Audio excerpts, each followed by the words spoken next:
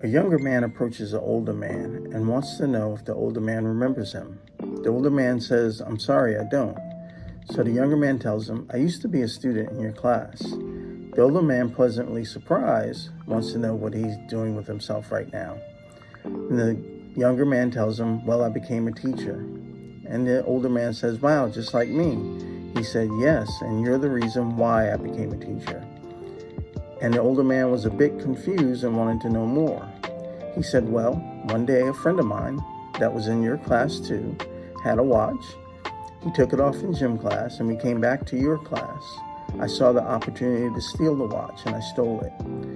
When my friend found out that his watch was missing, he immediately told you.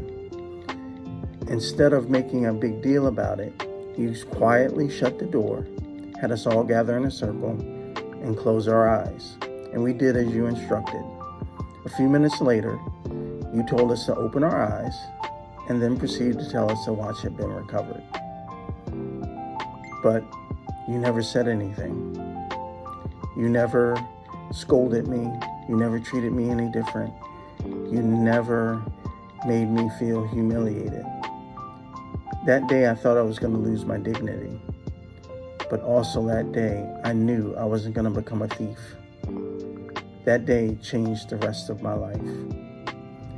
And from that day forward, I knew I was going to become a teacher because you saved my dignity. It was the worst day of my life. But you never scolded me. You never took me aside to give me a moral lesson. Your message was quite clear. Thanks to you, I knew what a real educator should do. Do you remember this episode? And the older man said, "Yes, I do.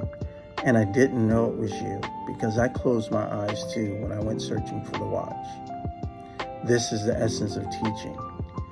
If you need to humiliate to correct, then you know nothing about teaching.